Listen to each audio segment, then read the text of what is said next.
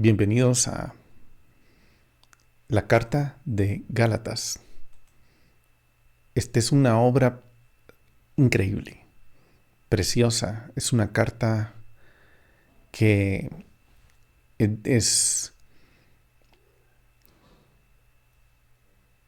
da mucha luz, pero tiene muchos tesoros escondidos y eso es lo que vamos a intentar ir por ellos, para que veamos la riqueza y el entendimiento y el corazón de este personaje tan importante que es Pablo.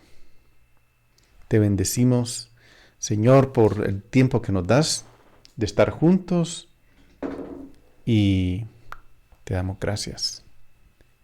Dirígenos, Señor, dirígenos con tu espíritu. Dirígenos en este tiempo especial.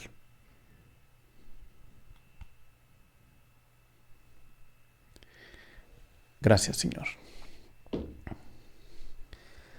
Muy bien. Gálatas.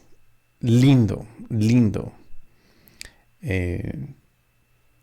Este tiempo. Hoy comenzamos esta grabación de este video y espero que ustedes se lo disfrutan tanto como yo ya me lo estoy disfrutando, que tengo este tiempo tan bonito de poder estudiarlo. El libro de Gálatas. Muy bien, solo voy a acomodar aquí algo que tengo aquí y seguimos adelante. Muy bien. Vamos al libro de Gálatas. Como les decía, vamos a estudiar esta carta y yo intentaré respetar a la medida que yo pueda el contexto de la vida de Saulo de Tarso. Vamos a ir verso por verso, apoyándonos también con algunas escrituras de otras cartas que conectan precisamente, encajan perfectamente y nos dan más contexto que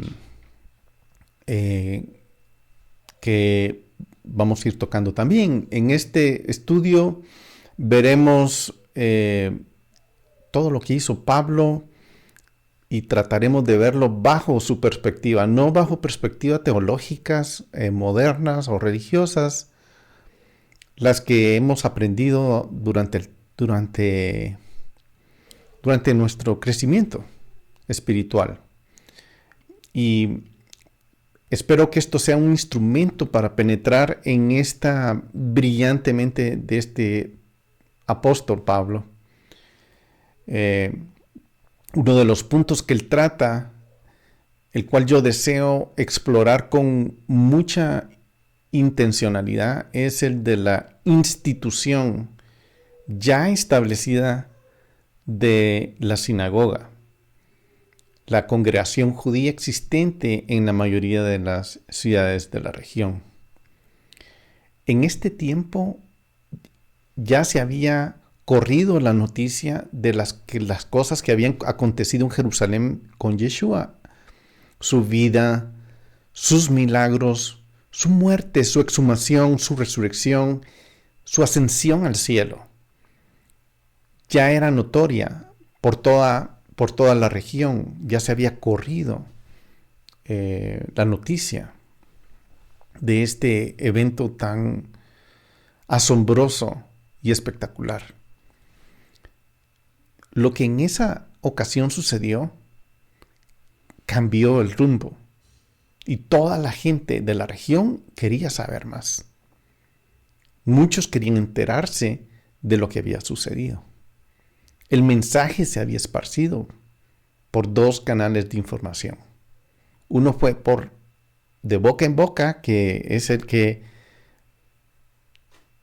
más ha sido el que ha divulgado las noticias, y el otro, el método más antiguo de divulgación de noticias a través de las instituciones existentes.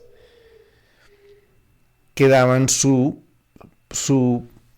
punto de vista en lo que había sucedido. Ellos no decían pasó esto, sino ellos interpretaban la noticia, que es algo que estamos viviendo hoy, en este tiempo tan delicado, en el 2021, mayo, junio, estamos ya empezando.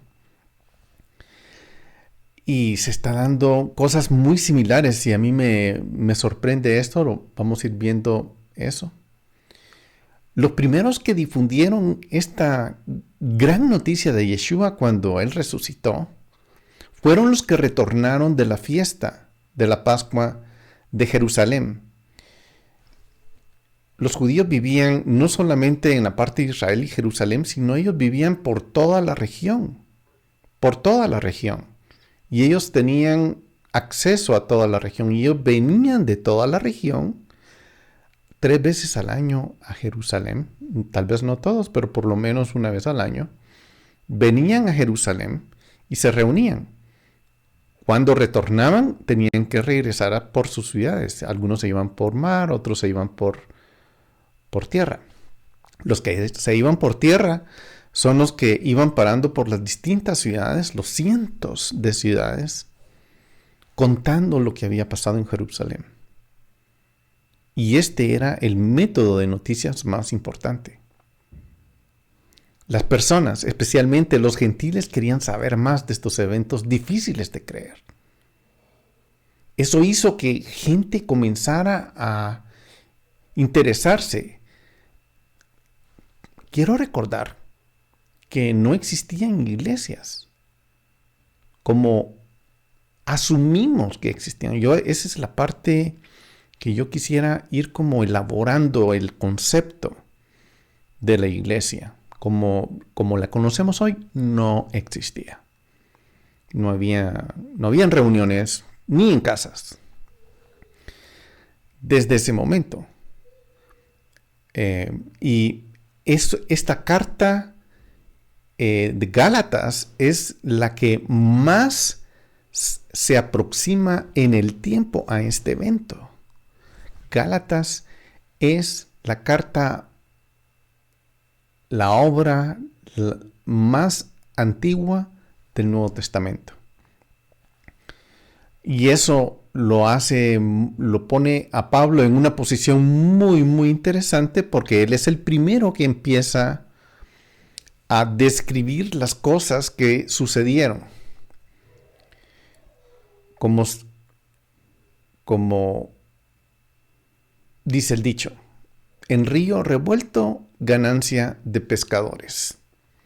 Todo esto se revolvió, la noticia se revolvió, fue a parar a los oídos de la gente y la gente comenzó a ir a las sinagogas. Más adelante vamos a ver el término, eclesia. Eclesia era equivalente a una sinagoga. No quiere decir iglesia como lo tenemos hoy muy estructurado en la mente. El término iglesia, si lo queremos ver bajo los ojos de las Escrituras, también describía una sinagoga. No era exclusivo de un grupo cristiano, como lo conocemos hoy. Tal vez voy a hacer esa aclaración. No quiero hablar en contra de lo que hoy conocemos como iglesia o de lo que hoy conocemos sinagoga, ni en favor, ni en contra de uno ni del otro. Lo que quiero es ir dibujando en nuestras mentes lo que cómo se fue evolucionando todo esto, pero el concepto de sinagoga o iglesia o eclesia, tenerlo definido en este tiempo es muy importante. Entonces, las oportunidades que se dieron para traer a las personas, a las comunidades, a las sinagogas incrementó. En sí, en toda la región, eso fue lo que comenzó a pasar. Estas instituciones aprovecharon en Río Revuelto ganancia de pescadores. hay que notar en la lectura que las sinagogas eran comunidades donde Pablo comenzó a llegar, Pablo y Bernabé, a predicar. Claro, en los comentarios que nosotros leemos dice llegaron a la iglesia. No está equivocado, no. Pero no es el concepto que hoy tenemos en día. Porque lo que estaba establecido en todas las ciudades alrededor eran sinagogas. Solo eso. No había nada más. Y por supuesto, sí perfectamente se le pueden conocer con el nombre de iglesias. Eran instituciones similares a las que conocemos hoy como iglesias, aunque estas no existían en la región en esa época, como estoy hablando del concepto. Imagínense que ya es difícil son dos entidades, sinagoga y una iglesia. Nosotros lo tenemos como dos entidades distintas, diferentes. Pero en esta época en particular, solo había una. Aunque después se fueron formando comunidades, y eso es lo que sí quiero que vayamos viendo bien, cómo estas se fueron separando, y vamos a hablar de eso, cómo se fueron dividiendo, y cómo cada quien tomó su camino. Eso va a pasar, pero no está pasando en este momento. La evolución comienza a darse. Pablo nunca tuvo una idea de formar dos tipos de instituciones diferentes tal como las conocemos hoy. Ni Yeshua, ni los apóstoles. No estaba en fórmula en su cabeza eso, que se diera como hoy estamos. Eso tiene que, en cierto punto, romperse. Esa es una de las cosas que Pablo ha estado hablando en el libro de Romanos. La unión en el árbol del olivo de ambos cuerpos, de gentiles y judíos. A los ojos del apóstol, él veía a ambos grupos, judíos y cristianos, que debían de fusionar para volverse el cuerpo del Mesías. O, como en griego lo conocemos, el cuerpo de Cristo, que es lo que en nuestra mentalidad occidental más conocemos. Habiendo dicho lo anterior, leamos esta carta y vayamos haciendo una idea de cuál era la intención de Pablo. Al final, que sea el Espíritu de Dios que vaya comunicando estas ideas y que Él vaya revelando estos preciosos tesoros. Yo soy Mauricio Montalvo y les doy la bienvenida al episodio de hoy de Gálatas.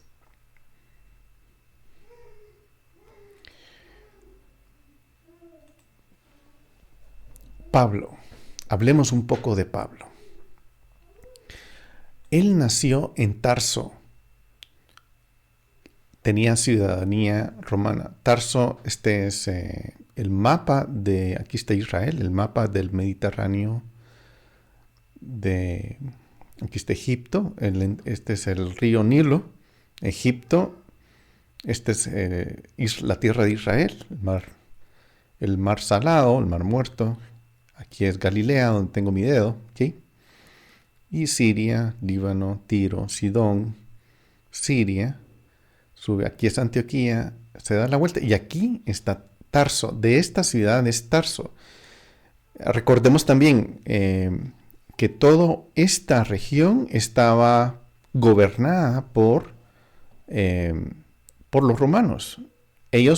La ley romana se aplicaba en toda la región, incluyendo Israel, incluyendo Siria, incluyendo toda esta región, toda Grecia, toda la región estaba aplicada, estaba gobernada por ellos, por Roma. Entonces, la ley que se aplicaba es muy importante decirlo porque estas son los ingredientes que le van a ir dando forma al libro de Gálatas.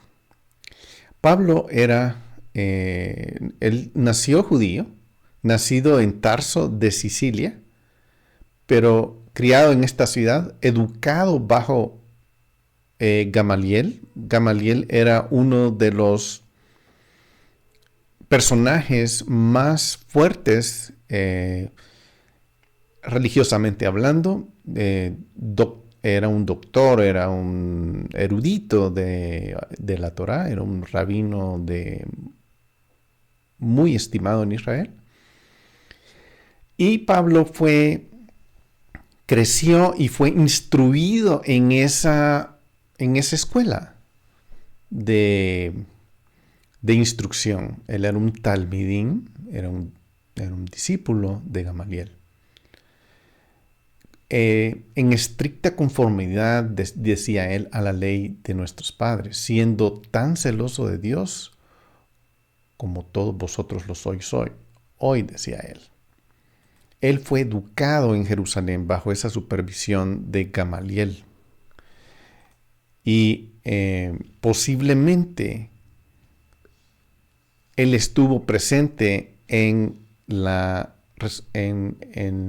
muerte de Yeshua. Era la distancia que él tenía que recorrer para llegar a Jerusalén. Es seguro que él tenía este camino muy, muy bien recorrido. Él conocía ahí porque él viajaba frecuentemente esa ruta. Como ya dije, él creció, Saúl, su nombre hebreo, creció en Tarso, es decir, en la diáspora. Eso es muy importante, como lo es hoy. Había más judíos viviendo fuera de Israel en esa época que judíos que viviendo en Israel, en la tierra de Israel, como es hoy. Hay más judíos fuera de Israel, en la diáspora, como los que vivían ahí. Él fue confrontado por Yeshua. Y lo vamos a ver, esto está en Hechos 9. Él fue confrontado por Yeshua. Y ese es el evento que realmente cambió su vida. Veamos qué piensa Pedro acerca de Pablo. Veamos qué es lo que dice Pedro. Dice, por tanto, amados, puesto que aguardáis estas cosas, procurad con diligencia ser hallados por él en paz, sin mancha e irreprensibles, y considerar la paciencia de nuestro Señor como salvación. Hay otra versión que dice, sabiendo bien que la paciencia demora de nuestro Señor, que la paciente demora de nuestro Señor es para salvación. Y tal como se escribió también nuestro amado hermano Pablo, según la sabiduría que le fue dada. Aquí estas palabras de Pedro me dicen mucho, particularmente cuando dice según la sabiduría que le fue dada. O sea, aquí Pedro está diciendo que Pablo tenía una sabiduría distinta. Eso es lo que él está implicando. ¿Y qué tiene que ver eso? Dice el 16, muy importante. Asimismo, en todas sus cartas habla en ellas de esto, las cuales hay algunas que son difíciles de entender, que los ignorantes e inestables tuercen, como también tuercen el resto de las escrituras, para su propia perdición. Por tanto, amados,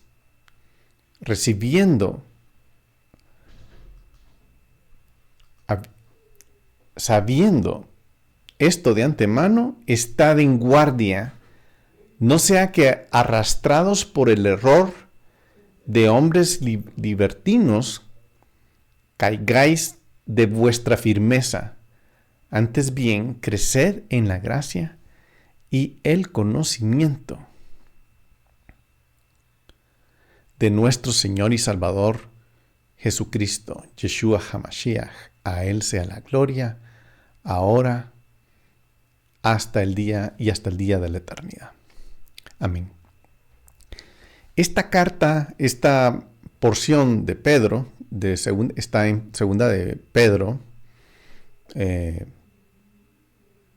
capítulo 3, del 14 al 18. Esto es muy importante. ¿Qué piensa Pedro acerca de él? Primero, que él tiene una forma de pensar, una sabiduría que es única, solo él la tiene. Y esto vamos a verlo en esta carta. La carta de Gálatas puede ser que sea una de las que más aplica a este comentario que ha hecho Pedro. Entonces, la introducción de la carta de Pablo a los Gálatas lo identifica a él como el autor, regresando a Gálatas, de donde escribió, y la razón y el motivo para escribirla él lo va a explicar. Como dijo Pedro, estas cartas contienen algunas cosas difíciles de entender. Las personas las tuercen, igual que tuercen las escrituras. Esta carta escrita a los temerosos de Galacia, eso es algo que vamos a ver. Lo vamos a ver muy claramente. La audiencia no es para todos. A los que está escribiendo Pablo esta carta es a los temerosos de Galacia, y vamos a describir quién es este grupo. Y Pablo lo identifica. Pedro identifica que es difícil de entenderlo, ¿verdad? Y que en esta parte difícil de entenderlo, muchos se han aprovechado. Hasta el día de hoy, muchas gentes no entienden, y cada quien entiende bajo su propia perspectiva la carta de Gálatas. Y hoy vamos a intentar hacerlo bajo la perspectiva de Pablo. Los lectores casuales generalmente interpretan esta carta y estos discursos como documentos que están siendo escritos en contra de la ley y del judaísmo, lo cual es falso, está totalmente fuera de la realidad. Eso no es así, pero de hecho la mayoría de gente tiene esa perspectiva. Yo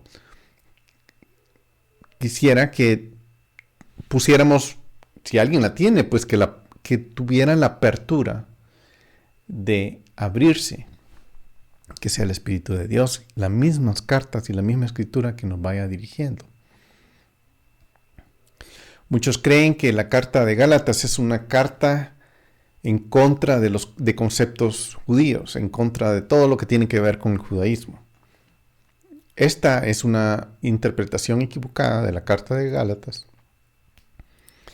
que normalmente se maneja dentro de la teología cristiana y se utiliza en contra de argumentos para invalidar la veracidad de la Torá. Por esta razón es importante que lo analicemos. Debemos ver su entorno geográfico, respetando la evolución cronológica y el contenido de la carta que simplifica el mensaje a los Gálatas. Algunos dicen que Pablo estaba advirtiendo acerca de ese legalismo legal y oral de la ley, pero Pablo estaba argumentando contra una tradición de hombres, y eso lo vamos a ver mucho, mucho más claro. Muy bien, vamos a empezar leyendo Gálatas del 1 al 5, y que dice: Pablo, apóstol, no de parte de hombres, mediante hombre alguno, sino por medio de Jesucristo y de Dios, el Padre, que lo resucitó entre los muertos. Y todos los hermanos que están conmigo, a las iglesias de Galacia, gracia a vosotros y paz de parte de Dios y nuestro Padre y de nuestro Señor Jesucristo, que se dio a sí mismo por nosotros, por nuestros pecados, para librarnos de este presente siglo malo.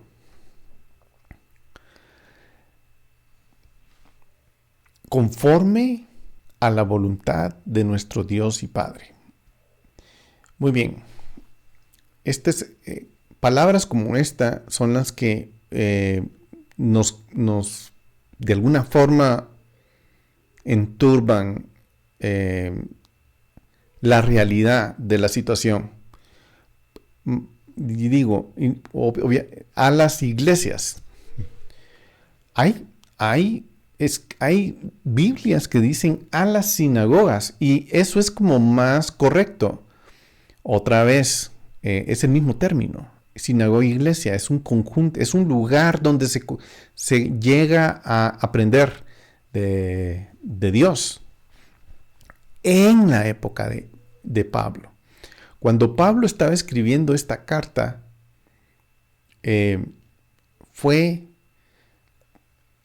era muy reciente, habían pasado pocos años, no había habido tiempo para hacer iglesias en toda la región.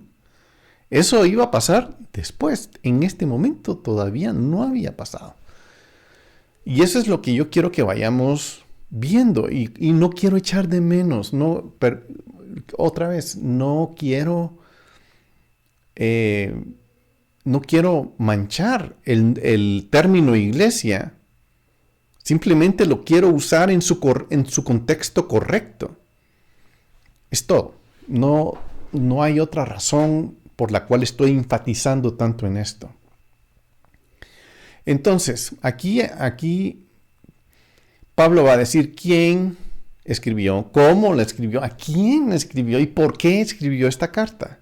Y esto es lo que vamos a ver en el inicio de esta lectura. Pero antes de comenzarla, tenemos que aprender el contexto, y por eso es que estoy tratando de dibujar este contexto para que podamos entender bien de que Pablo está escribiendo.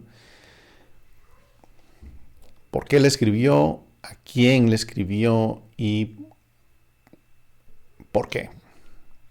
Muy bien, versículo 1 dice otra vez: Pablo, apóstol, no de parte de hombres, sino mediante ni mediante hombre alguno.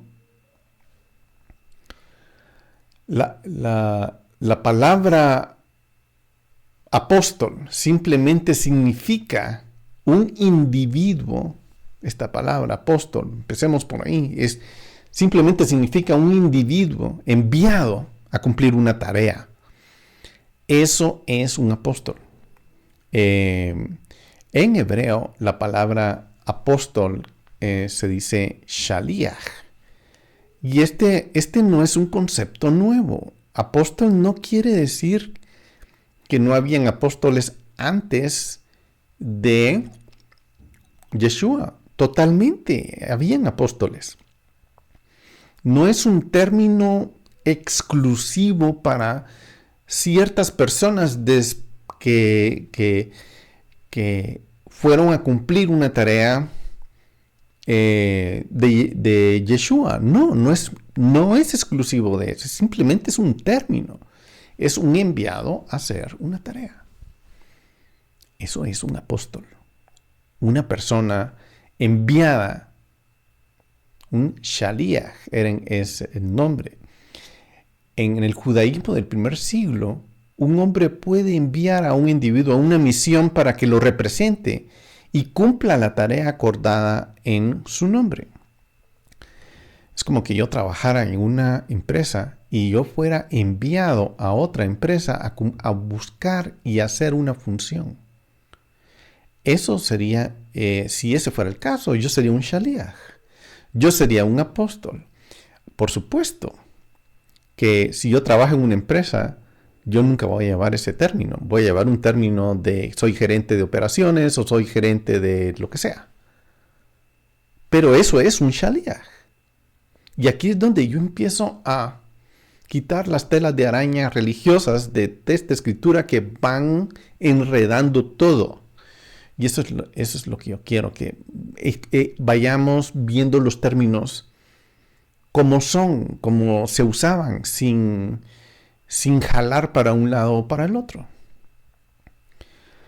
Y por ejemplo, en el Sanedrín se usaba mucho este concepto de los apóstoles. Por ejemplo, si el Sanedrín estaba en Jerusalén y en toda la región había sinagogas. Eso es lo que había, sinagogas. No había otro tipo de institución, no existía. Y por supuesto, una sinagoga sí es llamada iglesia. También. Eso es lo que existía en ese tiempo.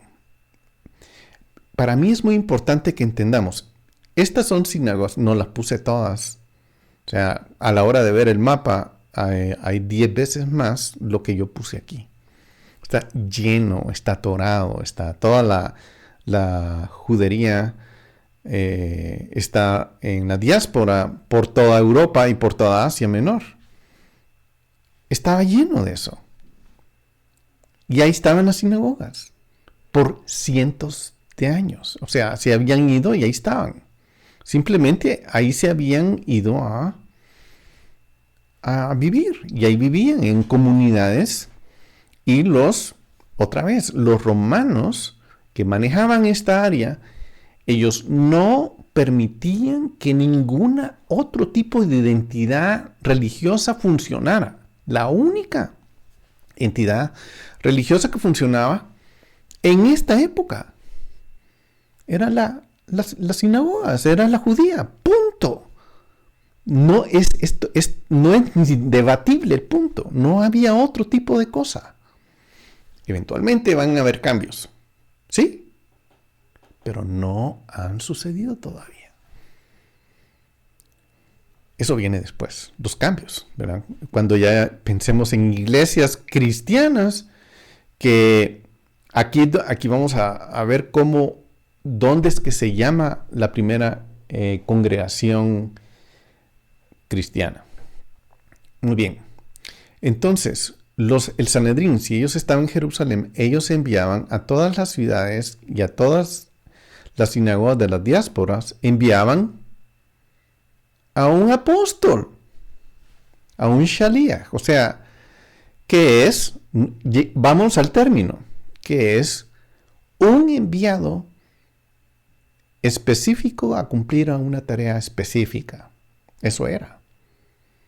Entonces estos individuos comisionados a cumplir estas tareas específicas iban a toda la región de la diáspora. En esos días también, como hoy, los judíos, como ya dije, vivían más en la diáspora que dentro de la tierra de Israel. Entonces, todas las comunidades judías que habían estaban esparcidas por el mundo antiguo. Y esta dispersión de judíos que vivían fuera de la tierra de Israel, o sea, en la diáspora, estaban ahí, eran parte de la comunidad. Y vivían entre los romanos y gozaban, no solo vivían entre los romanos, de un privilegio romano, porque ellos sí estaban autorizados a estar en el territorio. Es bonito verlo porque era un orden que había y ahí la ley se cumplía, no había desorden en esto. En cada ciudad principal del Imperio Romano habían barrios judíos. La judería se conoce, uno iba a las ciudades y veía en los corredores de la ciudad, en las calles, letreros donde decía, este es el barrio judío. Y ahí vivían los judíos y ahí estaban identificados ellos y ahí tenían sus sinagogas. Entonces, ellos, como ya dije, tenían su estado de protección garantizada para practicar libremente su religión. Y esto estaba apoyado por el gobierno romano. Un judío era exento de ciertas funciones cívicas, como por ejemplo, adorar en los templos romanos. Ellos tenían permiso de no estar ahí. El resto tenían que asistir. Si uno no era judío y rehusaba ir a esos templos romanos a adorar a esos dioses en ese panteón romano, corría el riesgo de ser capturado si uno se rehusaba a no hacerlo y de ser acusado de ateísmo. Eso sucedía, eso pasaba. Si alguien no iba a los templos romanos, al panteón romano, a hacer su sacrificio o hacer lo que sea que tenían que hacer, corría el riesgo de ser arrestado. Solo había un grupo que tenía autorización de no estar ahí, solo uno, los judíos, la sinagoga, la iglesia. Yo sé que es difícil, pero sigamos viendo porque Pablo va descubriendo eso en la lectura. Entonces, Pablo llegó enviado a estos lugares. Él fue como un enviado. Él no fue el Sanedrín. Y él lo explica. No fui enviado por hombres. Él fue enviado por el Mesías. El Mesías que resucitó. Quien lo encontró en una visión en Damasco y luego en el templo en Jerusalén, donde Yeshua le instruyó a él a que fuera a los gentiles. Entonces, Pablo dice que los hermanos de Antioquía, que eran los que estaban con él, Pablo indica que el autor de la epístola, fue él con sus hermanos que estaban con él. ¿Quiénes son estos hermanos que estaban con él? De hecho, la región de Antioquía es la esquinita al norte de Israel. Está Siria y aquí es la mera esquina donde está Turquía y aquí está Siria. Esta es la esquinita que está señalando aquí y Antioquía está ahí. Y estos son los amigos de Pablo, las personas que estaban con él. Entre ellos Bernabé, estaba también Simón, Lucio, Manaén. Ellos estaban con Pablo. De hecho, esta ciudad de Antioquía fue la primera ciudad que fue llamada Cristianoi. Ya ves, Mauricio, ahí también habían cristianos. Sí. Es el equivalente a decir, esto es en término en griego, cristianos, en las Biblias nuestras dicen cristianos. En Hechos 11:26 dice, y cuando lo encontró, lo trajo a Antioquía, y se reunieron con la iglesia por todo un año y enseñaban a las multitudes. Y a los discípulos se les llamó cristianos por primera vez en Antioquía. Ya ves, sí, son cristianos, sí. En el término cristiano es el griego del término que en hebreo sería el equivalente a decir mesiánico. Es decir, seguidores del Mesías, es decir, seguidores de Cristo. O sea, ese es básicamente, por eso es el nombre. No obedece a una organización ni a una institución organizada, ni a una entidad organizada, ni nada por el estilo. Pero ahí es donde Pablo estaba con ellos. En ese tiempo se les conocía con ese nombre. A las sinagogas, o sea, mesiánicas, o sea, este término que dice iglesia, si yo pusiera en vez de eso la palabra sinagoga, todavía estaría correcta mi interpretación, por eso. Y vayan, chequéenlo, véanlo. Ahí dice, en el término correcto griego, es una descripción de un grupo que se junta, de un grupo de personas. Entonces, en ese tiempo se conocían, se juntaban en esas sinagogas, y aquí en Antioquía fue donde Pablo comenzó, y puso su centro de operación, porque Antioquía era un puerto, y aquí habían caminos para el norte, para el sur, para el este. Era estratégicamente era un lugar muy apropiado para ir a las regiones, a las ciudades de las regiones alrededor. Entonces este lugar era muy, muy, muy importante. Muy bien, entonces aquí es donde yo, en esta sinagoga de cristianos, no suena, ¿verdad? En esta sinagoga de cristianos. Sí. O sea, ese era el término que se usaba. Esa era la mezcla. Esa era las personas que habían ahí. O sea, eso está bien dicho. Es una frase bien dicha. Sinagoga judía y cristianos. Está bien. O sea, no, eso cabía. En ese momento eso se estaba dando. Es decir, la sinagoga de los cristianos, o traducido a un lenguaje más moderno, sería la sinagoga de los mesiánicos. Bueno, tampoco quiero decir que estoy refiriéndome a los mesiánicos modernos de hoy.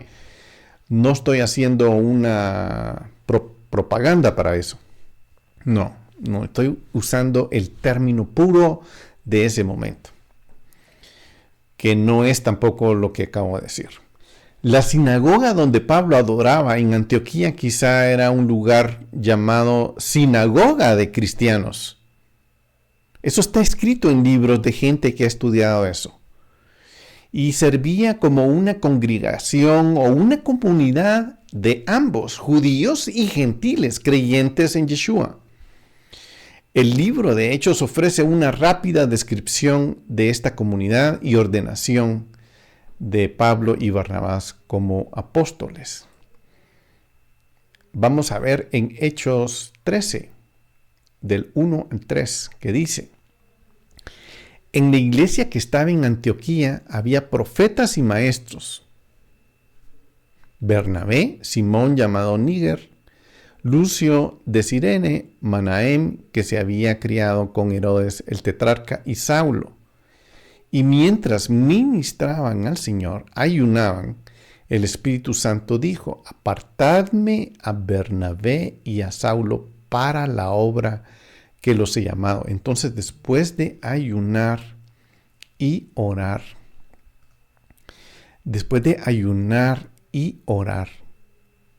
y haber impuesto las manos sobre ellos, les enviaron. Qué interesante.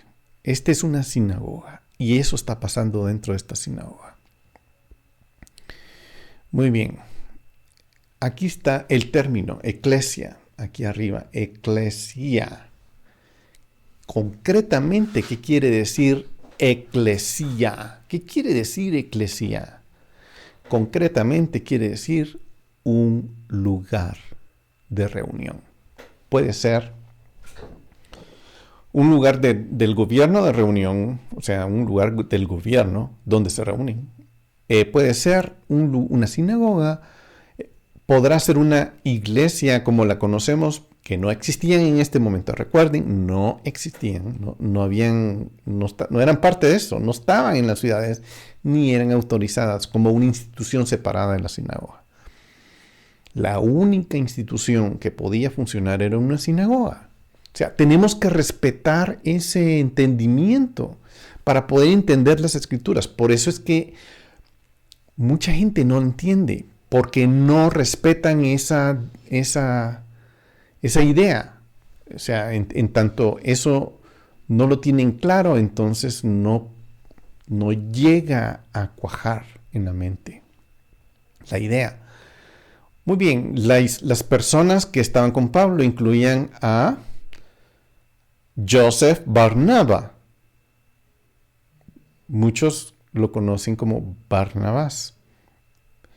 Pero lo dije deliberadamente porque él era un judío de la sinagoga, Joseph Barnaba. También estaban Manahem, que era un miembro de la corte de Herodes Antipas y posiblemente él conoció a Yeshua personalmente. Y también estaba Lucas, el médico, quien era el compañero de viaje de Pablo y quien se le atribuye la autoría del libro de Lucas, el Evangelio de Lucas, que imagínense, en esta época, en este tiempo que estoy hablando, cuando estaba en Antioquía, todavía no había sido escrito. Es interesante. Y también Lucas se le atribuye la autoría del libro de Hechos de los Apóstoles. Muy bien, entonces es importante notar que al momento de la carta, cuando se estaba escribiendo, estamos aproximadamente en el año 54-55 de la era común, es decir, estamos más o menos hablando de 20 años después de la resurrección de Yeshua. Si Pablo estuviera haciendo esta carta en este momento, o en el 2021, eso quiere decir que en el 2001, cuando fue el avionazo en Nueva York, sería cuando Yeshua murió. O sea, estoy como tratando de describir una separación de tiempo de 20 años. Solo pensemos, en 20 años no se van a hacer iglesias, no se van a hacer congregaciones de iglesias como las conocemos hoy en la región. ¡No! Otra vez. Eso viene después. Eso va a suceder después. Y va a haber mucha evolución y mucha transformación. Pero en este momento todavía no se ha dado. Ese es todo mi punto que yo quiero que vayamos respetando y viendo para poder entender lo que Pablo está escribiendo en este preciso momento. Entonces, ellos fueron enviados, todos estos señores fueron enviados como mensajeros, como apóstoles. Si pudiéramos seguir a Pablo y en su viaje en Hechos 3 estaríamos saliendo de Antioquía con ellos y eventualmente llegaríamos, porque esa fue su primera misión. En su primera misión, ellos se organizaron para ir a Galacia. Y aquí está el golfo que estábamos viendo de cerca, la ciudad de Antioquía. Entonces Pablo sale con sus amigos, seguidores, sus enviados, salen de Antioquía a Salamis, llegan a Pafos. Me voy a quitar un momento para que podamos ver. Llegan a Pafos y luego de Pafos, o sea, salieron de Antioquía, Salamis, esa es la isla de Chipre. De ahí zarpan y llegan a Perge y se introducen en un río para luego llegar a Antioquía de Pisidia. O sea, aquí estamos hablando de un viaje de Antioquía a Antioquía. Y pasaron por la isla de Chipre haciendo unas paradas. Vamos a ir viendo esto con mucho más detalle, pero yo quiero que tengamos muy bien en la mente a qué región nos estamos hablando. Él estaba aquí en Antioquía, ya había llegado de todo su trayecto que vamos a leer también, y ahora están apuntando a esta región de lo que es ahora Turquía central, en Antioquía de Pisidia. Entonces, esa es la ruta que ellos están siguiendo.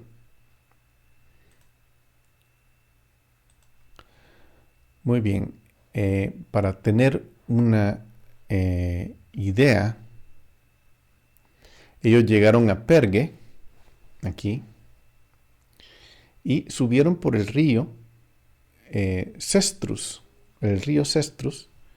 hasta llegar a la ciudad de Antioquía de Pisidia.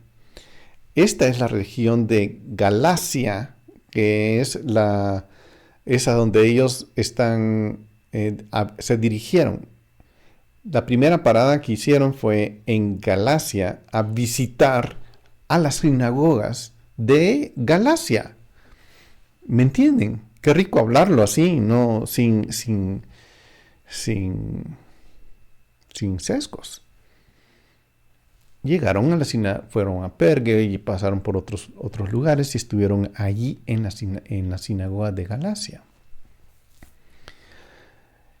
Pablo, Barnabás, el joven Marcos llegaron a Antioquía en el este del Mediterráneo y se quedaron ahí un tiempo ministrando, primero en la isla de Chipre y luego navegaron al continente otra vez hasta que se adentraron al continente por el río Cestrus hasta llegar a la ciudad de Antioquía de Pisidia, donde ministraron en las sinagogas y sí, en las iglesias que eran iglesias de judíos, vaya, ¿ok?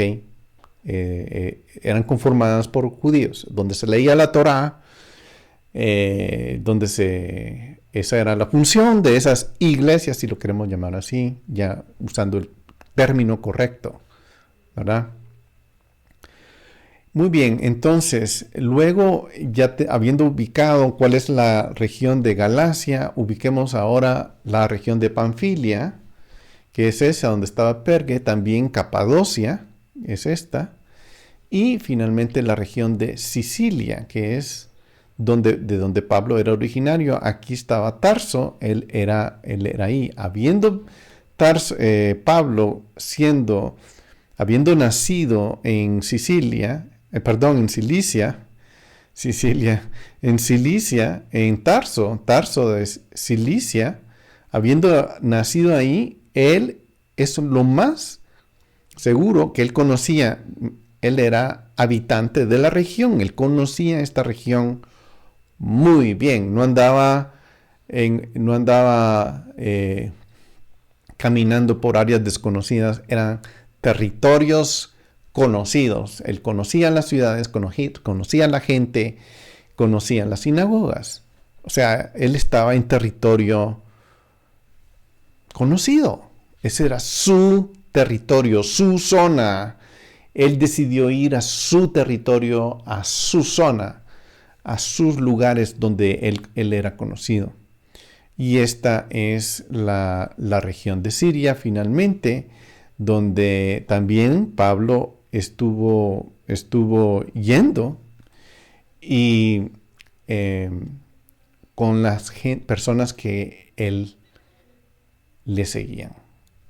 Ya tenemos una idea de el lugar, ya tenemos una idea a dónde iban, qué había ahí. Eran sinagogas donde habían gentiles que andaban indagando de lo que habían oído de Yeshua, de todo eso, y el único lugar donde se les ocurría a ellos ir era a las sinagogas o a las iglesias donde se leía la Torá, donde los rabinos de esas iglesias, si alguien se ofende por usar el término sinagoga, yo ahora estoy diciendo el término iglesia, donde se reunían los judíos a leer la Torá.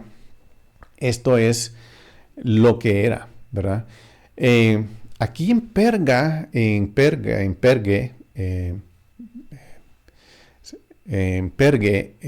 Perga es en inglés, Pergue en español. Bueno, ahí había Juan Marcos se dejó a Pablo y Bernabé. Algunos dicen que era porque el camino era muy, muy arduo, pero suena más como que Pablo sí era una persona que era muy fuerte y era muy fuerte, requería mucha disciplina y es lo más seguro que él no aguantó esa disciplina que Pablo estaba requiriendo. Muy bien. Vamos a leer en Hechos 13:14, que va describiendo todas estas eventos. Dice, mas ellos, saliendo de Pergue, llegaron a Antioquía de Pisidia, y en el día de reposo entraron a la sinagoga y se sentaron. Muy bien.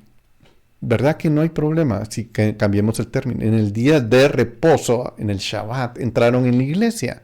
Otra vez, está bien, se dice bien. Pero espero que yo esté disipando humo de muchas cosas que hoy en día lo tenemos como sellado en la mente y no podemos ver bien con claridad. Pero ya habiendo hablado y habiendo hecho esta poco larga introducción, pues ya vamos disipando eso, ¿verdad? Entraron en la sinagoga en el día de reposo. ¿Y qué pasó? En Antioquía de Pisidia se sentaron. Se sentaron allí a ver, este trayecto que era de aquí, que era por medio de un río, estaba plagado de ladrones de las tribus que vivían en esas localidades. Aunque la Pax Romana, que era el ejército romano, había apaciguado bastante esta zona, pero todavía había vestigios, eran como las maras, ¿verdad? Como si hoy podríamos decir el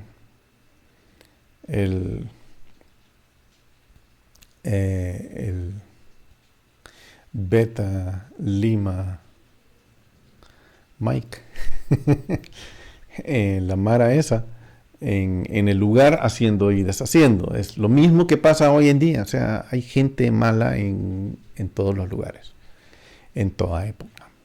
Entonces, Pablo registró experiencias duras de este tipo en estas regiones. Y esto lo podemos ver en las Escrituras. En 2 Corintios 11:26, él hace una mención de esto. Y ahí dice que con frecuencia en sus viajes había peligros en los ríos, peligros de salteadores, peligros de mis compatriotas, peligros de los gentiles, peligros en la ciudad, peligros en el desierto, peligros en el mar, peligros entre falsos hermanos. ¡Wow! ¡Qué tremendo! Había cualquier tipo de peligros y yo creo que en este caso el peor es el último, ¿verdad? Una enfermedad lo debilitó a él mientras cruzaba las montañas y aparentemente cuando llegó a Galacia de Pisidia, Pablo estaba enfermo y muy, muy convaleciente. Y esto fue lo que él dijo en Gálatas 4, versículos 13 al 14. Dice, pero sabéis que fue por causa de una enfermedad física que os anuncié el Evangelio la primera vez que yo andaba por ahí, la primera vez que yo llegué a Gálatas, a Galacia, a Antioquía de Pisidia, la primera vez que yo llegué ahí, yo me enfermé por causa de una enfermedad física que os anuncié el mensaje, el Evangelio por primera vez. Esto es bien importante. Él anunció el Evangelio por primera vez. Ajá.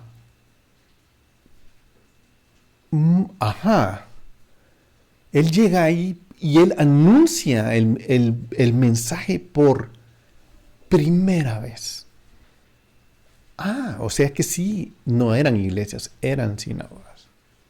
No va a haber iglesias antes, o sea, estoy siendo sarcástico en este momento. No había doctrina cristiana como la de hoy. No había iglesias. Aquí está Pablo por primera vez en una sinagoga hablando del Evangelio. Y sí, está por primera vez en una iglesia. Otra vez, ¿me entienden? Estoy tratando de usar el término como es. Un lugar de reunión. Eclesia. Un lugar de reunión. Qué difícil es eso. No es difícil. Entonces, ya disipamos el humo. El humo religioso que nos mantiene con un velo. Fuera. En el nombre de Yeshua HaMashiach.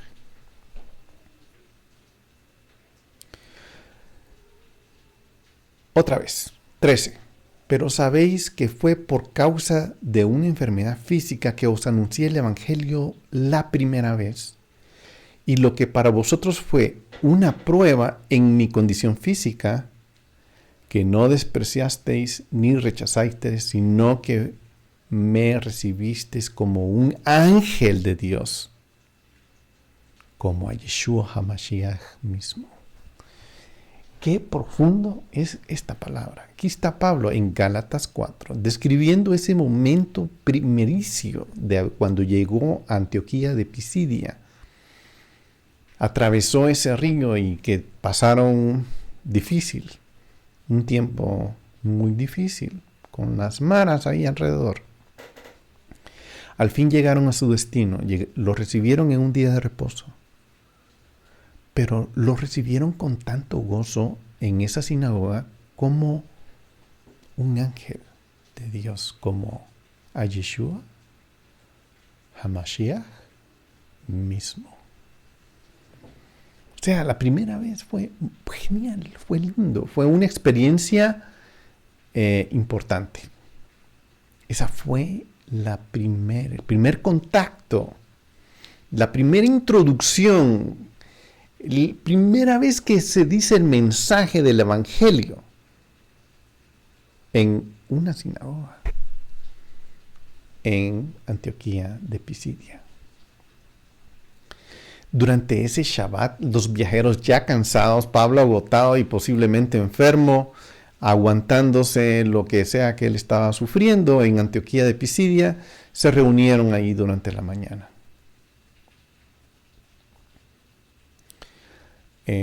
Hechos 13:14 dice que ellos llegaron ahí, estuvieron ahí el día de reposo, entraron en esa iglesia, en ese día de reposo, entraron en esa sinagoga y se sentaron. Después de haber leído la Torá y la Haftará, después de haber escuchado la lectura de los profetas, los ancianos de la sinagoga les animaron a ellos, a sus visitantes, que dijeran algunas palabras de exhortación.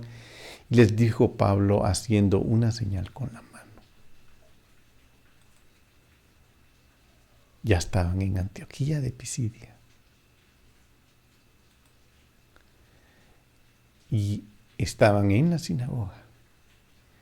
Y Pablo les dice: hermanos,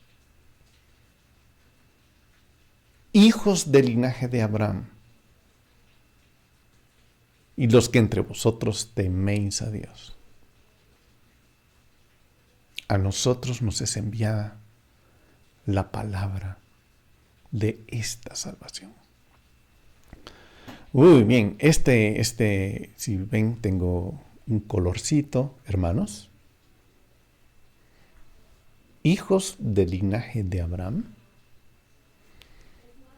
y los que entre vosotros teméis a Dios. Aquí está haciendo Pablo, nos está regalando una descripción de la audiencia de personas que hay en esa sinagoga. Es que es lo lindo Pablo está haciendo. No solo nos está diciendo que está en ese lugar, sino nos está diciendo en este lugar donde yo estoy hablando, en este día de reposo, hay tres tipos de personas. Uno, mis hermanos. Dos, los hijos del linaje de Abraham. Y tres, los que teméis a Dios. Tres tipos de personas diferentes. Los tres temas de los cuales él va a hablar describen esos tres tipos de personas que habían en esta sinagoga.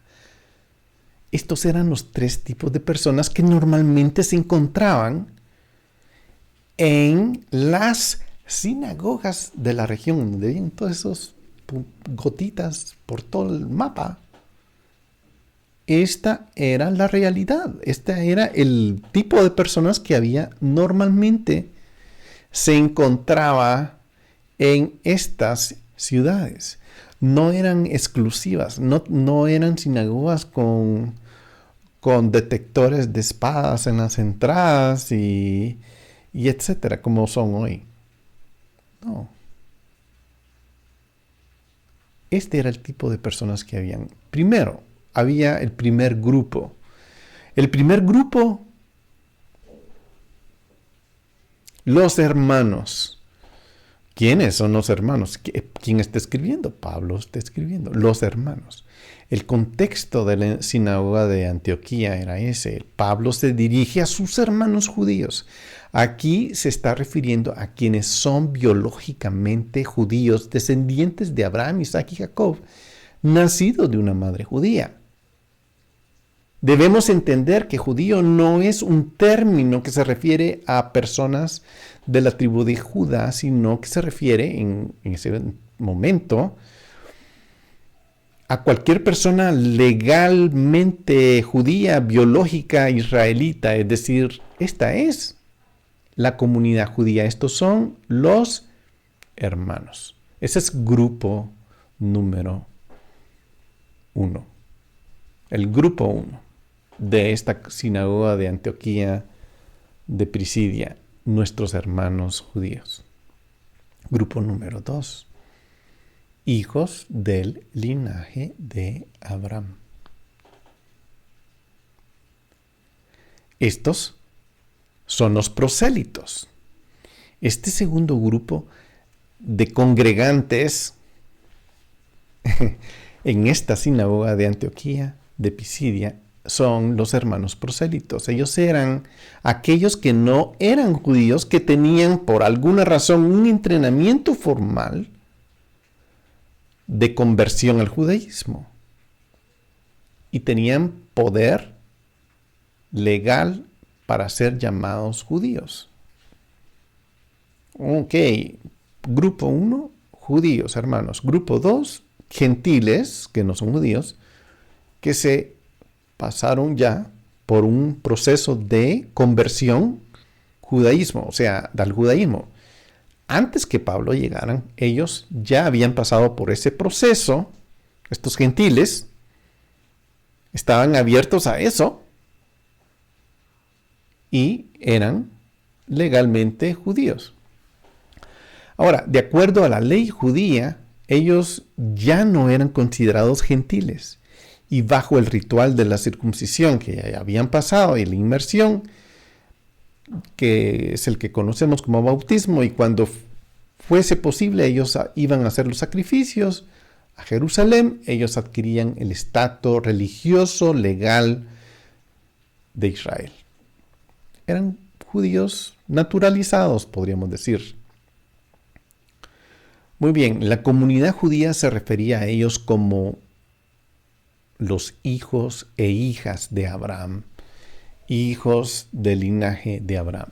Ese era el término para los gentiles que ya habían pasado hijos de Abraham por el proceso de conversión al judaísmo. Este grupo muy importante ya estaba y no se convirtieron porque Pablo llegó, no, esos ya estaban ahí, ya se habían convertido. Muy bien, el grupo número 3, vamos a hablar hoy, es los temerosos de Dios. Este grupo es el otro grupo. ¿Quiénes son ellos? ¿Quién es este grupo temeroso de Dios?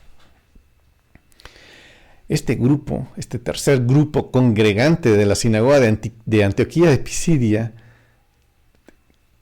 temerosos de Dios, describen a aquellos que no son judíos y que por ninguna razón, por la razón que sea, no son atraídos al judaísmo. Ellos no quieren ser, no se quieren volver judíos. Lo repito, este tercer grupo es gente que va a la sinagoga, pero no quieren volverse judíos. No tienen razón, no quieren, no desean. Simplemente son bienvenidos en la sinagoga. Ellos contribuyen a la comunidad financieramente, son parte de eso. No participan de ciertas cosas que los judíos hacen, pero son bienvenidos. Ellos están ahí, son parte de esa comunidad. Se llaman temerosos de Dios. Ellos no han participado y posiblemente no desean participar en el proceso de conversión al judaísmo. Estos no eran considerados paganos, pero tampoco eran considerados judíos. Como dicen aquí en Guatemala, ni chicha ni limonada. No estaban definidos entre ninguno ni otro.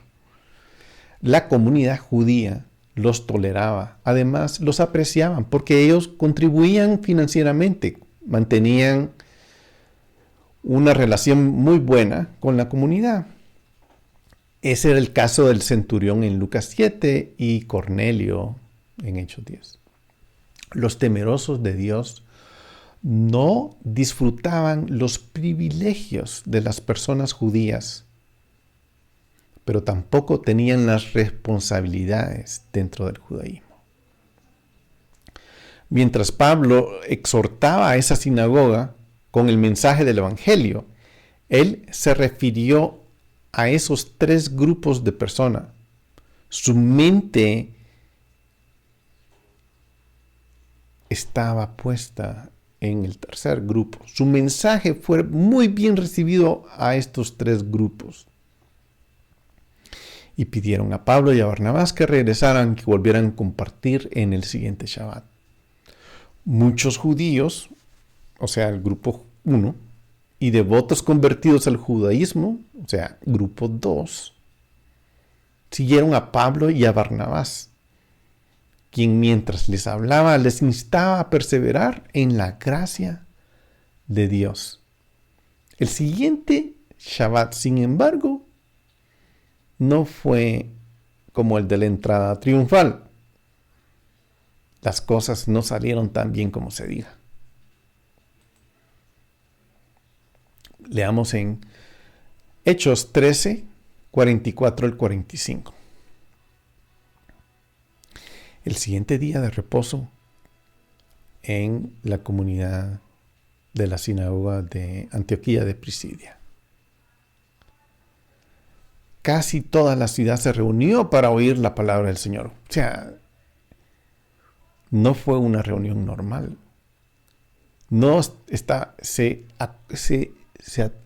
Vinieron demasiado. Se vino toda la ciudad, entraron a conocer. Ellos todos querían saber acerca de Yeshua, acerca de su resurrección, acerca de su entrega, acerca de su sacrificio, acerca de todo lo que él hizo. Todos querían saber. Entonces, pero cuando los judíos, los hermanitos, vieron la muchedumbre, se llenaron de celo y blasfemando contradecían lo que Pablo decía. Aquí hubo un choque, un cortocircuito total. Se llenaron de celo, fueron provocados a celo. O sea, ¿cómo es que este hombre viene y esto se abarrotó? No les gustó. Llegó a sacudir su comodidad, llegó a sacudir su paz, su rutina. bajo el punto de vista de una iglesia cristiana hoy en día, eso sería lo mejor que pasó. Se entregaron X y K, o vinieron X y K. Para un evangélico esto es la gloria. Para un judío, no. Me río, perdón. Se vino la muchedumbre, prediquémosle. Eso es lo que hubieran dicho. Pero para la comunidad judía esto era una amenaza que comprometía esa integridad de la comunidad de la diáspora. Se nos vinieron encima. Esto no está bien. La comunidad estaba preocupada por la posible asimilación que ellos veían ahí, en producir que esa cantidad de gente hubiera llegado a la sinagoga. La asimilación va a ser terrible con esto. Ellos cuidaban mucho el estatus de ser el pueblo escogido de Dios, y muchos de los gentiles que habían llegado a su sinagoga ponían en riesgo esa identidad. Lucas escribió al ver esto en Hechos 13:45. Pero cuando los judíos vieron la muchedumbre, se llenaron de celo y blasfemando contradecían lo que Pablo decía. Ya lo que Pablo estaba diciendo, pero ¿pueden verlo? No fue el mensaje. Fue el tsunami de gente que llegó amenazándolos, que llegó a poner la sinagoga en amenazas. Se sintieron mal, no quisieron, no. El mensaje de Pablo no era el problema. Ellos querían oír también, y por eso los invitaron, vengan, pero cuando vino la marabunta, cuando vino la multitud, cuando vino la mara, ya no fue tan bonito, no les gustó, no se entusiasmaron, ya no querían oír. El mensaje de la muerte, la exhumación, la resurrección, la justificación y la salvación disponible para ellos a través del Mesías era algo que sonaba para sus hermanos muy bien a sus oídos. La cruz no era el problema. El problema se dio cuando vieron a la muchedumbre llenar la sinagoga, abarrotarla, que había gente hasta afuera. Ellos traían una cultura diferente que realmente los amenazaban. No era la cruz la que los ofendía. Ese mensaje no era la ofensa. La ofensa fue la inclusión de los gentiles. Y si se dan cuenta, esa sigue siendo la ofensa hoy en día. Es tremendo. Pero Pablo y Barnabás estaban enseñando. Citaron Isaías 49:6 como evidencia que la salvación también era para los gentiles y que era un plan. Era un plan que Dios había establecido desde mucho tiempo atrás, desde los días de Isaías. Ellos fueron provocados a hacerlo. Isaías 49:6 dice él, poca cosa es que tú seas mi siervo para levantar las tribus de Jacob y para restaurar a los que quedaron de Israel. También te haré. Eso es, yo te he hecho para que restaures a Israel. Pero también te haré luz de las naciones para que mi Yeshua, salvación, alcance hasta los confines de la tierra. Aquí está lo que conocemos como ¿cómo le dicen? El llamado a las naciones. En Mateo 28, el gran llamado a ir a todas las naciones. Aquí está puesto por el profeta Isaías. Israel tiene que cumplir eso. Este plan que Isaías está delineando aquí, Israel está no solo para restaurarse a sí mismo y a su pueblo, a sus tribus, sino para restaurar también a las naciones, para que la salvación alcance los confines de la tierra.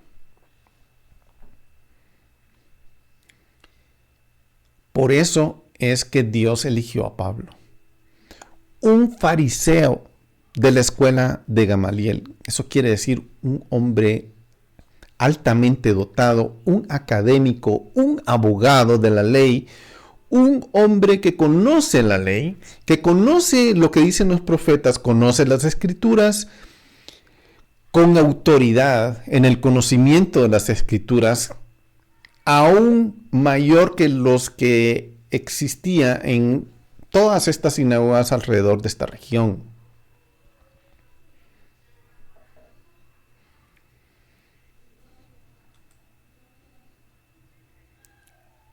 Eventualmente, Pablo se fue de ahí, de Antioquía de Pisidia.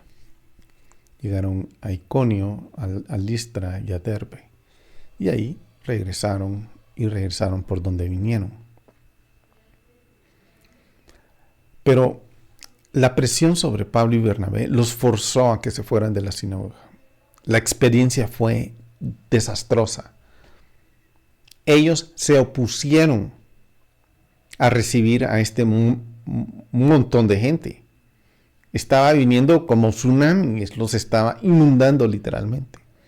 No podían contenerlo. Entonces, ellos siguieron con su viaje, continuaron su viaje. Se adentraron en la región de Galacia. Y en Hechos 17:4 habla: algunos de ellos creyeron y se reunieron a Pablo y a Silas, juntamente con una gran multitud de griegos del grupo 3, temerosos de Dios, y muchas de las mujeres principales. Muy bien. Los temerosos de Dios abrieron sus ojos y dijeron: ha llegado nuestro tiempo. Donde quiera que Pablo y Bernabé iban, esto era lo que pasaba en las sinagogas. Eran abarrotadas con muchos gentiles. Llegaban. Y ellos querían oír más. Todos querían oír más. Los gentiles querían oír más. Los judíos querían oír más. Todos los gentiles de Asia Menor querían oír el mensaje. Pero también los judíos querían deshacerse de ese mensaje que estaba trayendo demasiada gente, demasiados gentiles. Eso se volvió para ellos una intrusión dentro de sus sinagogas, dentro de su fe, dentro de su comunidad, dentro de su religión. No podemos manejar esto. No había en el corazón de algunos de los hermanitos el deseo de enseñar, de equipar, de instruir a esta gran multitud. Muy bien. Ahora hablemos. Ya vimos cómo pasó todo esto. Ya vimos qué era el efecto que estaba sucediendo en el inicio de esta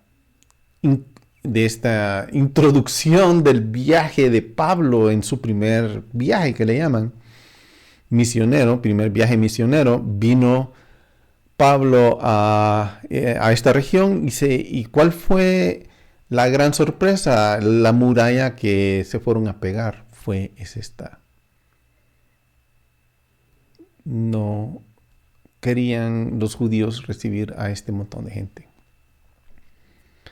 Pero bueno, eso fue lo que empezó a suceder. Pablo fue a todos estos lugares, Derbe, Listra, Iconio, y predicaron, hablaron, total éxito, todos querían saber, todos querían oír de Yeshua, todos querían ser incluidos en esta apertura del reino de Dios.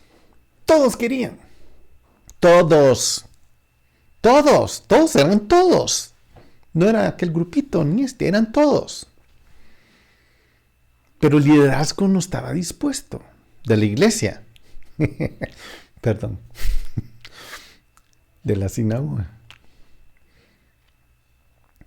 Muchos sucumbieron a esta presión que los judíos estaban poniendo. Porque al ver que toda esta gente estaba viniendo, los judíos se les ocurrió la brillante idea de ponerles presión religiosa. Tienen que volverse judíos. Y este es el tema, es uno de los temas que amenaza al mensaje de Pablo. En otras palabras, este grupo de gente temerosa de Dios que estaba en estas sinagogas, que eran parte, sucumbieron a esa presión que los líderes estaban poniendo de las sinagogas.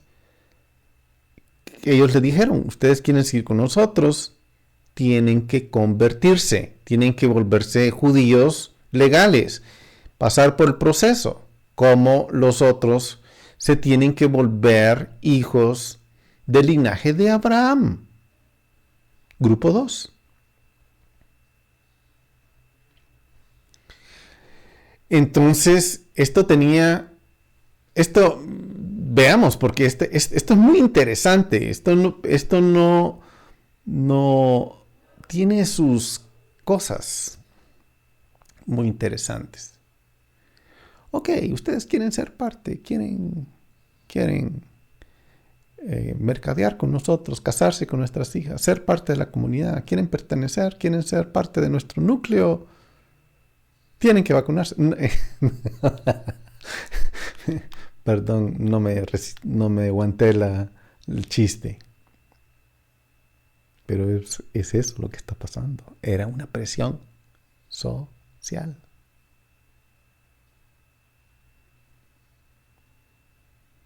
Y miren el paralelo tan impresionante.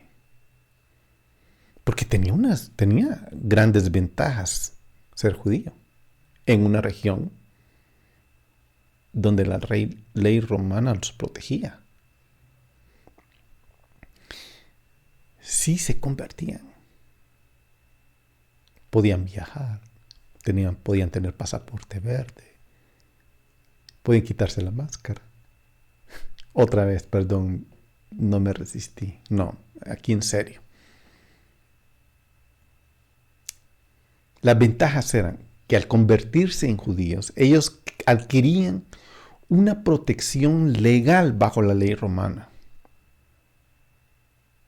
2, les daba el derecho de casarse con sus hijas. Y lo que era mejor, 3, esto arreglaba esa ambigüedad de la identidad que ellos no querían soltar. Y querían a toda costa proteger su identidad judía. Lo que se hace hoy en día igual. La ley romana le garantizaba a los judíos libertad de practicar su religión. Eran los únicos que la tenían. Les resolvía el problema de tener que ir a adorar a un templo romano en la localidad a los dioses romanos y practicar idolatría, la cual ellos no querían hacer. Sin ese estatus judío, los temerosos de Dios gentiles quedaban vulnerables para ser arrestados y perseguidos al no participar en los eventos cívicos y religiosos romanos. Ser parte de esa comunidad y no poder casarse con sus miembros era un problema. Si un judío se enamoraba con un temeroso de Dios gentil, era difícil mantener esa relación y evidentemente sucedía, era un problema y había que resolverlo. La mejor solución y la más conveniente era irse al centro de vacunación. Otra vez mi chiste, perdón. La mejor solución y más conveniente era poder ser parte de la comunidad, convirtiéndose al judaísmo. Y por eso algunos de ellos accedieron a proceder de esa forma. Ellos, sí, bueno, está bien. Ellos están poniendo esa... Está bien, sí, la verdad es que vamos a mejorar ciertas cosas y esto va a pasar. Socialmente estamos mejor. Con los vecinos no vamos a estar tan mal. Y además, ellos tendrían un lugar en el reino venidero. Ellos deben entender que no solo las personas judías iban a ser salvas. Parecía muy razonable que si ellos iban a entrar a adorar al Dios de Israel y a su Mesías, volverse judío era lo más viable, era lo mejor. Así nos quitamos otros problemas que teníamos encima. Entonces, Pablo se enteró de todo esto, todo lo que estaba pasando. ¿Y qué hizo? Se sentó y comenzó a escribir la carta a las congregaciones y comunidades de Galacia. Esta es la introducción. Ya tenemos el terreno para poder entender esta carta. Les bendigo y les espero en la próxima reunión, próximo video, para ir rescatando y viendo estos tesoros tan lindos que Pablo nos dejó en su experiencia en la región de Galacia.